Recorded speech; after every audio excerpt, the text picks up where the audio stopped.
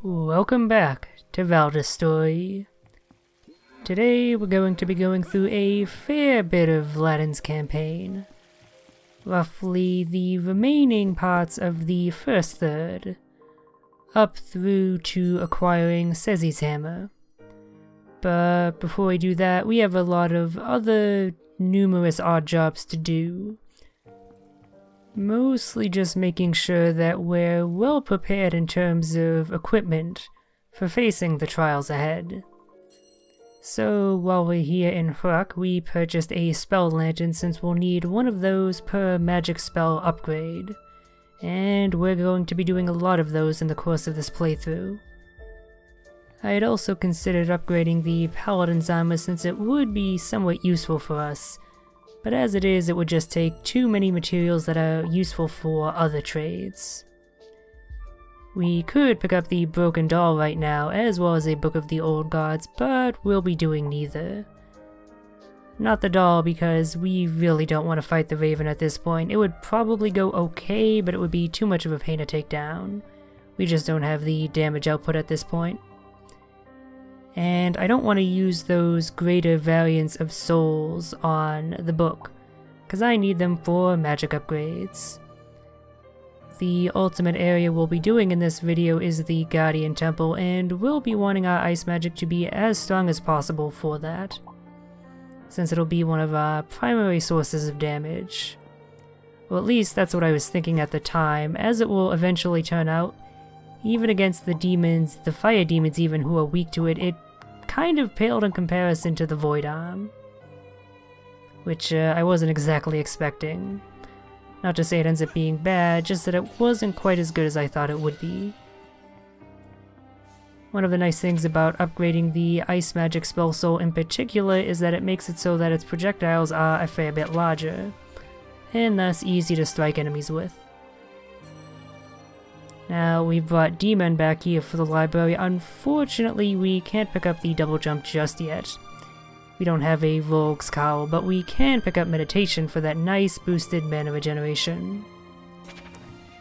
If you're wondering why we don't have a Rogue's Cowl here when we did so as Reyna, it's because that's an item you pick up in the Tagrim Derelicts, which we have yet to have a chance to explore. But one thing that we can acquire is the Superior Mana Keystone, which we absolutely will be doing.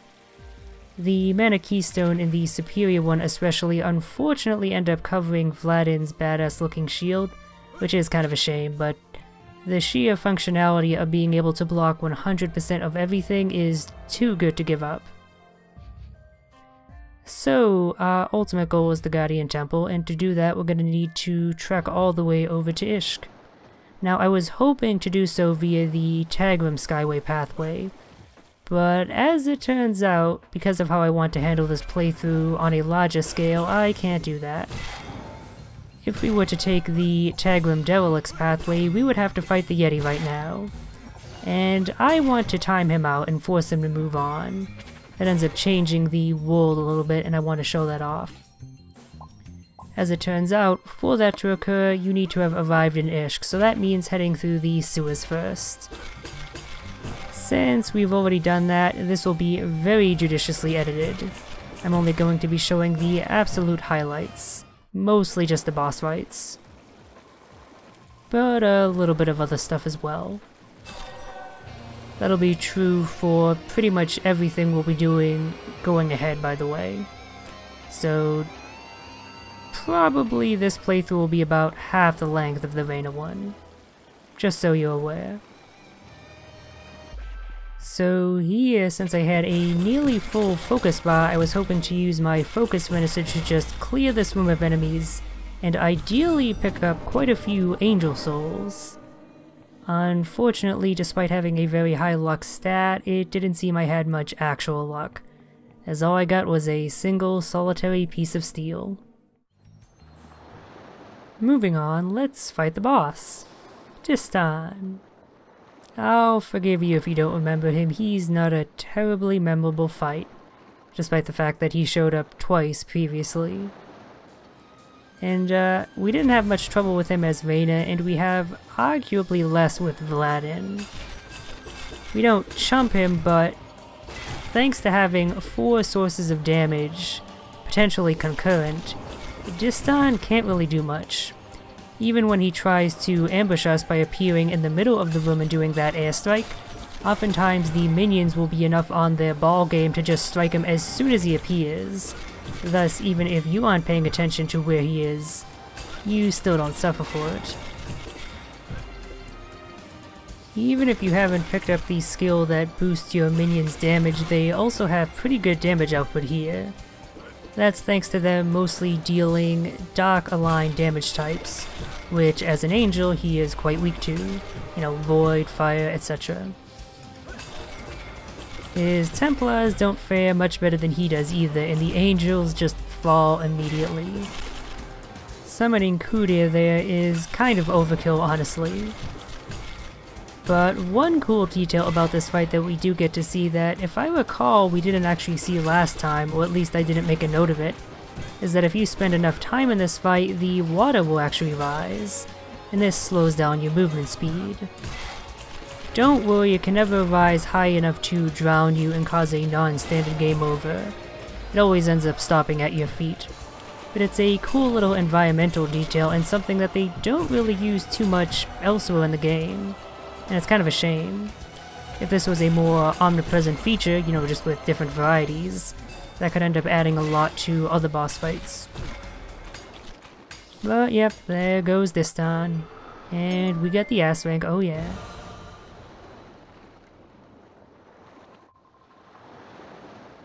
Oh, you wanna die? Well, okay, Vladyn's an obliging fellow. There you go. Now, as you're likely thinking, yes, this does affect our encounter later on with Azudor. Specifically, since there's not really too much of a reason to keep mum about this. What happens is that when you kill Azudor, there is no second phase because there's no one around for him to do anything with. So the fight ends there. And what happens as a result is that you don't get the chance to pick up the Twisted Spirit, but you do end up acquiring another Archangelic Spirit here, and then an Archdemonic Spirit from Azudor himself. Now, the former doesn't matter too much because we'll be swimming in Angel Souls eventually, but there are only 2 to 3 Archdemonic Spirits available in the game. So while it's pretty easy to get every Light Aligned Spell Soul to level 3, it's not so easy for the Dark Aligned ones. And so we need every Archdemon Spirit that we can acquire.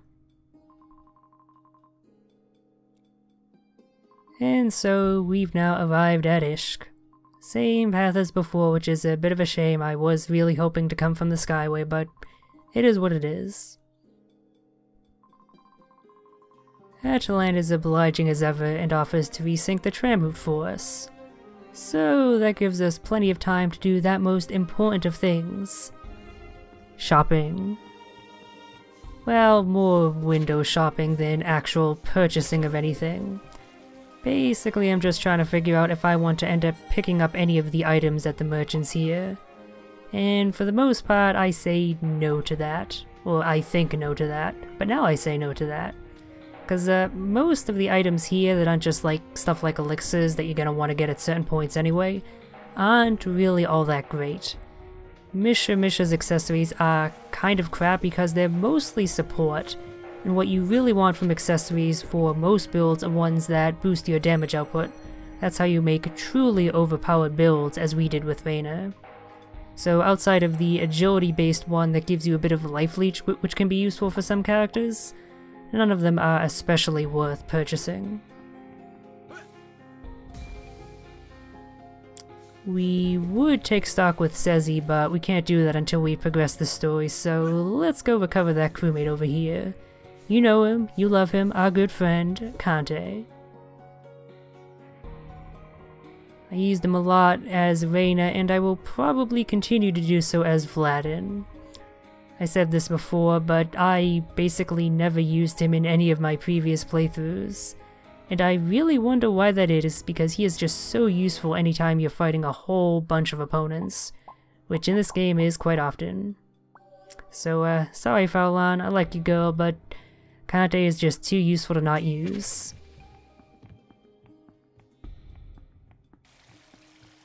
Alright, I decided to explore the city a little bit more. I don't remember exactly all the edits I made, so... Ah, there we go. Nothing much of interest happened on the Western Skyway, so let's just cut straight ahead to Megasis. You know her, you hate her, it's time for this pain in the ass of a boss fight. Although much less of a pain in the ass than we had as Vayner, I'll say. Megasis herself is still quite tanky at this point, basically unless you leave her for as late as possible and have a really good damage build at that point. She's gonna be tanky, there's no getting around that. But the fact that we have our minions means we have a much easier time. Not only do they aid us in taking down her bullshit regeneration crystal, but they're also good at attacking her while you're elsewhere on the screen. Thus not only keeping a constant flow of damage, but also interrupting any of her attacks. A huge part of the trouble we had as Vayner was not necessarily attacking her, but attacking her while avoiding losing enough health to keep alive. Because if you give her the chance, she'll start summoning just wave after wave of golden swords, and it gets really difficult to avoid them all. But if she's constantly being harried, even if not by you directly, she never gets a chance to do that. And that's really what makes Vladyn have the easiest time of any of the characters versus her. But yeah, as I said, she is tanky no matter what you do. Even with as aggressive as we have been with her, she still has more than half of her HP bar to go, which is why I decided to employ fast forwarding here. At this point, we're just waiting for the clock to run out. The clock being her HP bar. You know, maybe after this whole rebellion thing is over and all the gods are dead, we should start up a rousing timekeeping business, using Megasis' HP bar as the center timepiece. There have certainly been worse ideas had in the history of humanity. And just for the sheer satisfaction of it, let's finish her off with our focus finisher. She tries to escape, but she can't flee from the infernal lasers of Kudir. If it wasn't obvious, Vladyn's unique focus finishers are probably my favorite in the entire game.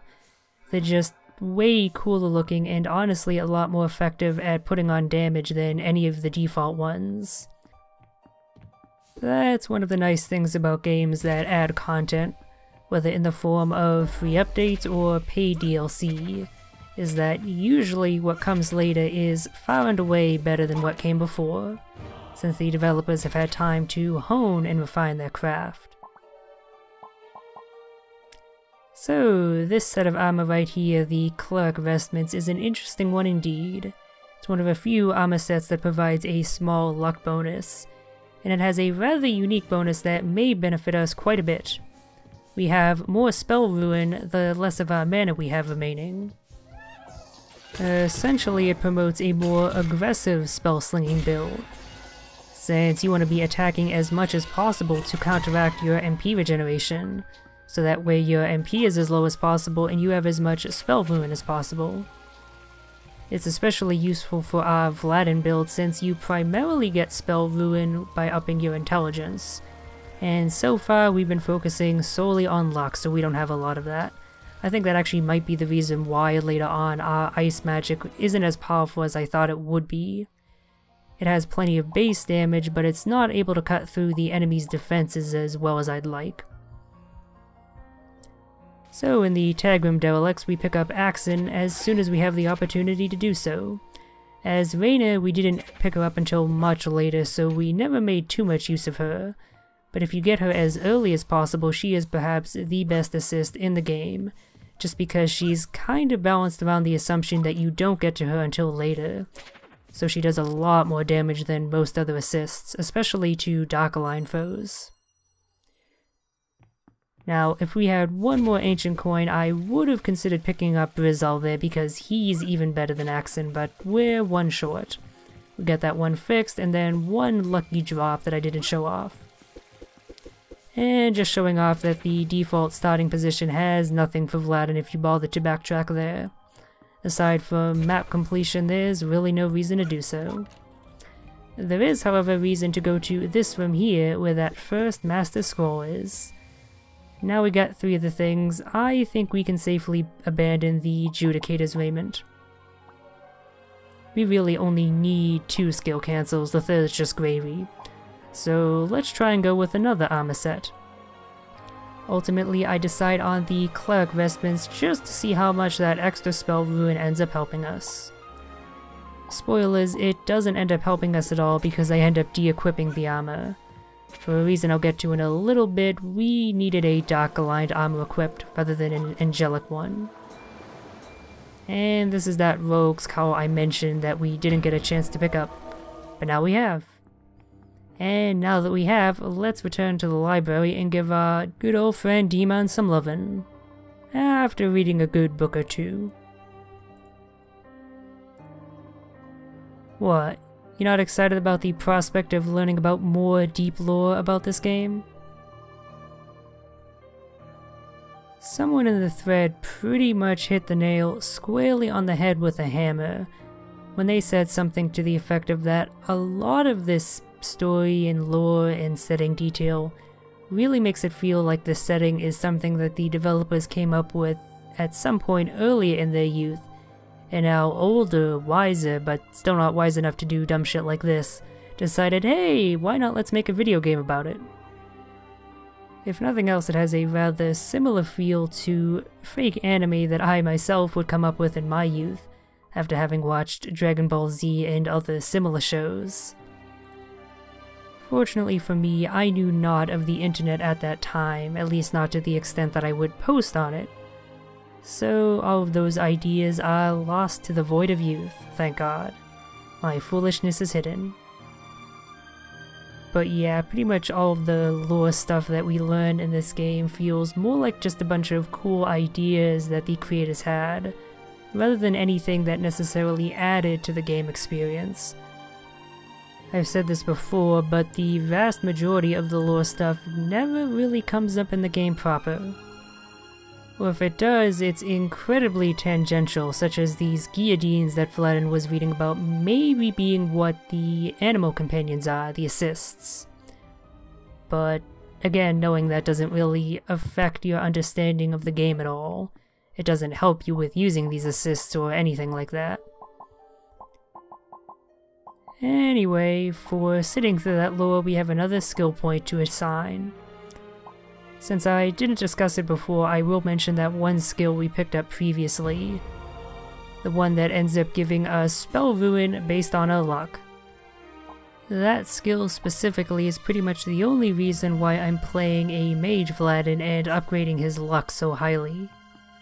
It actually makes it viable, otherwise if you're playing a magic focused character you really want to focus on intelligence above all else. At least early on, because that's going to be your only real source of spell ruin for the most part, and you really do need that if you want to do good damage. The skill we just picked up boosted our damage if we attack an enemy's back, which we do quite a lot, so that's worth picking up as well. So, we're upgrading our 100 Demon Arm spell soul with Walter here. This is really important to do with Vladyn if you plan on playing him as a mage. Not just because it boosts the efficacy of your minions, their overall power and whatnot, but also because it upgrades the damage that your Void Arm does, and as a spell slinging build, that's going to be pretty much your best weapon. While we're here, we might as well learn Edgar's focus finisher, Hurricane Rage, and then immediately unequip it, never to use it. Who needs fancy sword techniques when you get a demon-like Kudir at your back? But finally, at last, it's time to enjoy our nice romantic friendship with Demon. And kiss him. I mean the sky. Why yes, I ship Vladyn and Demon, why do you ask? Anyway, we now have the double jump, and having it this early on is going to come in so handy. It makes the Guardian Temple a lot easier. Really, it makes every area that we did not have it as Rainer easier. Hell, it's especially good with Vladyn because we can combo it with his air dash to really nice effect in a lot of places. we can circumvent pretty much every blockade except for locked doors that we don't have the keys for, and our dreaded nemesis, the spike blocks. I wasn't kidding when I said that the gods should just gather up a bunch of them and build a wall to keep us out, because that would be pretty effective. Anyway, just checking in on our 2 smiths here, just to see what materials we needed to upgrade these weapons, because I do want to show them off, and for them to be even remotely useful they'll need to be at least level 2, ideally level 3. Unfortunately, we can't do any of that yet because we do need to take down their respective bosses, the Yeti and the Raven. So, leaving that aside for now, let's return to Ishk, pick up a cooling elixir, and finally, at last, head into the Guardian Temple. After a long conversation with Sezi. Oh, you thought we had enough dialogue at this point? Nope, the game begs to differ. Drown in it, sucker, drown. So, since these conversations are pretty much identical to how they went with Reyna, just aside from Vladyn's responses, let's bring up something I mentioned earlier, since I don't think there is an especially good place to mention it. I said that I pretty much immediately de-equipped the cleric vestments, or whatever that armor was called, the one that had that unique bonus of giving us more spell ruin the less mana we had, and that I de-equipped it to replace it with a demonic armor set. So, as you'll recall, one of the mechanics that exists is that you get certain bonuses based off of your overall alignment for every 5 points of a core stat that you have, up to 20 unless you end up purchasing Goibnu warrior markings. The bonuses that we're currently most concerned with are those for luck, since that's our primary stat, the only one we've bothered to raise at this point. For some ungodly reason known only to the developers, they decided to make it so that the angelic alignment bonus for luck is a boost to your assist/minion power. The assist/minions that, when equipped, send your alignment to dark, because, you know, they're demonic. The neutral luck bonus is extra HP, which, while nice, doesn't help a mage like us out all that much. So we want to aim for the dark luck bonus, which is a boost to our affliction chance, the ability to cause status effects with our magic. But since ice is a light aligned element, that means we need to equip plenty of other demonic stuff in order for that to occur, and thus the dark aligned armor. Oh, and can I just bring up again how the boost to your minion power is a light aligned bonus, when the only minions you can ever summon are dark aligned. Like, that is... What were you thinking, developers? As you can see, we're only just barely maintaining that dark alignment. If we equip even a single more light aligned thing, we lose it. Oh, and I try and be fancy here and do this an odd way, not the way that you're supposed to, and I kind of end up paying for it. Spike Box is my nemesis. That'll teach me to think I'm any good at platforming in this game. And this may not be the most efficient method of healing, but goddamn if it isn't amusing just repeatedly summoning and sacrificing your loyal minions. There's little more satisfying in this world than that. No, I'm not trying to become an evil overlord, why do you ask? Anyway, here we rescue our other main bud, Devian. He is going to be super useful for us because he has an accessory that it is amazing for luck builds, as you'll see eventually. We actually have the funds, the 2 ancient coins necessary to purchase it, so we'll probably do so first thing next time. And you may have noticed that bit of editing there, that title card for the Guardian Temple doesn't pop up unless you're just loading in. Yeah, I made it ahead to the boss room, and then I got touched by some spike boxes in a rather uncomfortable place. And I was left with 10 HP remaining, and I decided to retry just because I wasn't sure if that would count against my boss ranking or not. I figured not since the boss fight hadn't started, but I wanted to be safe. Never mind that would have required me attempting the boss with either minimal HP or minimum MP from healing all that HP lost. So at the end of the day, it was easier to retry it, and that ended up sending me further back than I thought, all the way back to immediately after rescuing Divian. Oh, and since we picked up the double jump so early, we can get that ancient coin immediately. If we wanted to, we could actually use those to hire Brizzle, but we'll probably hold off on that just so we can pick up that accessory first. We'll be picking up plenty of ancient coins, we don't have to worry about that. So, Jazzract, long time no see. This fight doesn't go as smoothly as I was expecting it to. Magic does plenty of damage, but we can't just spam that. Even with our boosted MP regeneration, we don't have quite enough to do so without running out. That means relying on our regular physical attacks for the majority of our damage, and that means triggering his counterattack Fire Shield a lot, which we didn't do as Reyna because we just buffed her fist with ice. And unfortunately we can't do the same with Vladyn because we lack the proper accessory. Maybe I shouldn't have mocked Misha's inventory so much, that item in particular would have come in handy. But only really for this fight, and as long as we have the presence of mind to scatter in an ice spell every now and again, we prevent the Fire Shield from triggering and it's really not an issue. And in some ways we end up having a much easier time, or at least a quicker time than we did as Reyna. And that's because we can interrupt his bullshit Danmaku phase. Well, it's not quite bullet patterns, but I'm not sure what else to call it, maybe an obstacle course? But yeah, as long as you hit him when he's in the center like that, he'll immediately stop. And we can do so either by combining our double jump with one of our air projectile spells, or just relying on our good old trusty minion Knights, who's pretty good at locking on no matter where Jazzract is. And so, despite some rough moments, the fight goes pretty well. It totally wouldn't had I not picked up that cooling elixir. We took enough hits that Vladyn absolutely would have died from the fire damage, but that's why you drink your elixirs, kid. You gotta go strong and fire resistant. Anyway, we'll gladly take that plus 15 base affliction chance, super useful for any mage build, as well as our new main offensive soul.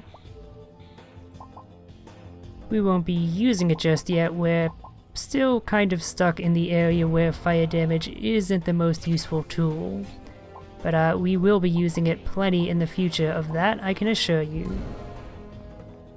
And with that, we're pretty much done with the Guardian Temple. Victory lap time, just gotta pick up Sezzy's hammer and a few useful items on the way out.